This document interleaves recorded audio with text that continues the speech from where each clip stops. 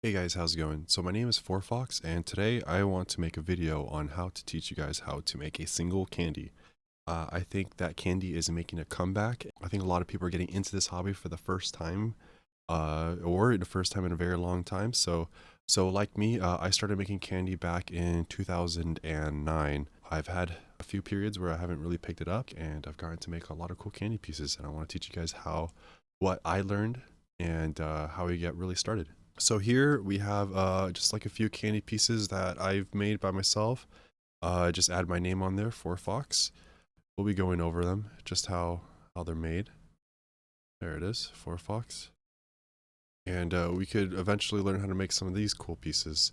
These are basically like a sleeve or like a base for a even bigger cuff. So we'll learn how to get into this here. Super cool, really fun to make. The first things that you're going to need, and one of the most important things, is this is what is called a sewing needle, I believe, or a yarn needle. I make candy so freaking fast with this, and I see other people who don't use this tool, and you just see the struggle of trying to basically get this elastic cord and trying to feed it through like little beads at a time, and it's really tedious. It just makes my life super easy, so I recommend just picking this one up. It will definitely save you so much time, and I'll show you how I use this too a little bit later. And here we're going to be going over some of the string that I like to use. This is what I recommend as a first time purchase.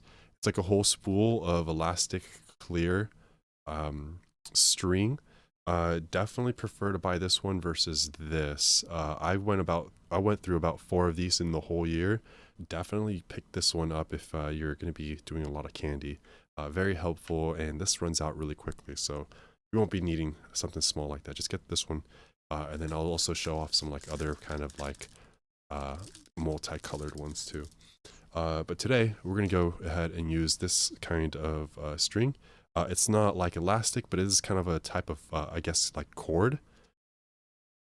It's kind of has like a fabricy feel on it, so it's a little bit different. I prefer to use this one, and I prefer to use them colored when I'm making like themes like we are today. I'll put that to the side. Next thing you need is a bunch of candy. I order mine on like bead tin, and I like ordering different colors and how I want to make it themed. So you're gonna need a whole bunch. You could also buy them at Walmart in like a kind of like a bead kit type of thing. So there's multiple ways of finding that, and of course you're gonna need some letters. I have found this one on Amazon where it's kind of like sorted for you, kind of helps save time when you're trying to like think of a word instead of looking through bags like candy like this. We have a whole bunch of bags. These ones are just like a little bit bigger than these, so this is just different size. I think these two are from Walmart, so I just put them in a little Ziploc bag while I store them away. Um, it's cool to like go through it when you just need like a word that you think of. But I'd rather it be sort of like this. So whenever you can, see what you can find or whatever's available to you. And then you also need scissors. That, or if you're really in a pinch, if you need help trying to find something to cut off the string, nail clippers also work too. I've had to use that a few times when I couldn't have like any scissors exposable. But I did go out and buy like a bunch of scissors, so like always just have like a bunch of scissors around whenever you're making candy. I usually have a candy basket that I bring to like candy meetups and stuff, and I'll usually include like 2 or 3 pairs of scissors just so all my friends could just have it available to them. Also, if you want to, charms are also a great idea. These are glow-in-the-dark stars, super helpful to have and definitely add variety. We'll be adding them to the single that we make today. Okay, so I think I covered everything. Let's get this uh, sewing needle, or this, I think it's got a yarn needle, strung really quickly here. All right, just make a quick little loop. We're just gonna put it in through this end really quickly. Here we go. Awesome. Now it's through. We see that it's attached there. Now, most people tie it off just so that it could stay on. Honestly, this is all you need to do. Just give it like a foot of string and you're set. This thing will never really come off. Just go ahead and work, and at the very end, just feed it through. and you won't need to ever tie it off, and it's much better for the flow that way. Much faster too. Next thing we're gonna need is the pony beads. Here we go. Just add some pink ones there. And then we're also gonna need to open this up.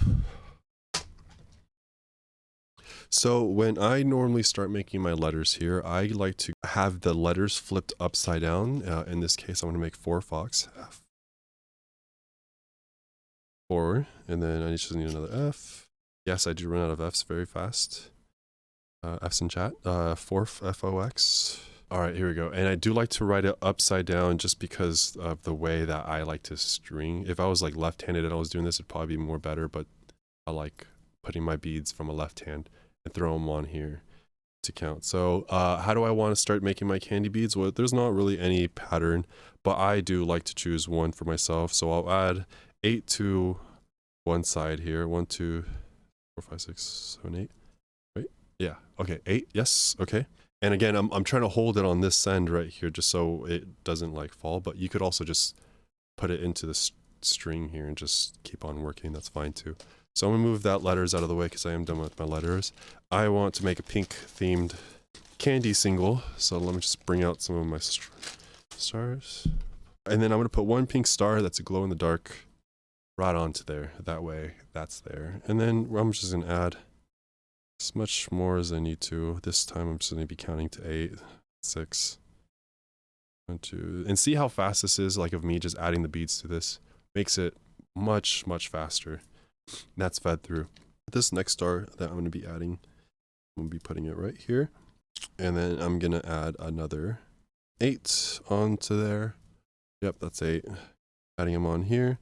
And that's the right kind of number that I want. Now let's try to tie this off. We're gonna pull this all the way through this needle. We don't need it to stay on anymore, so we're just gonna pull that right off. That comes there. Just put that over there. Now, this is why I don't cut it, because if you ever worked with candy, chances are sometimes you hold it with your one end on the mouth and the other end like you're working with your hand. If you don't ever cut both ends, you don't give it more ways for it to fall off. It just falls off one end, and you can see here there's plenty of space before it could like run off and fall off. So always keep it attached and just cut it off at the very end. On the other end though, on this end, you want to add about 3 inches of space just to give you room to like knot it off. Okay, so what we're going to do is that we're going to pull this thing, maybe put that, stay. All right, so pull this all the way to the end here, keeping your fingers pinching off about that 3 inches right there. Pull this all the way to one direction. Now we're just going to be doing like a really simple knot here. Okay, so get your ends together here, and you're just going to go from like over, under, through the bracelet there. Should be like the beginning of how to tie your, how to tie your shoelaces right there. It's just simple. Pull it just a little snug. Don't need to pull it very tight here. It should sit together pretty fine. And we're going to do like another over under knot. Just this one you want to put a little bit more snug, not very tight, not putting a lot of tension here. And the next one you could pull it even tighter.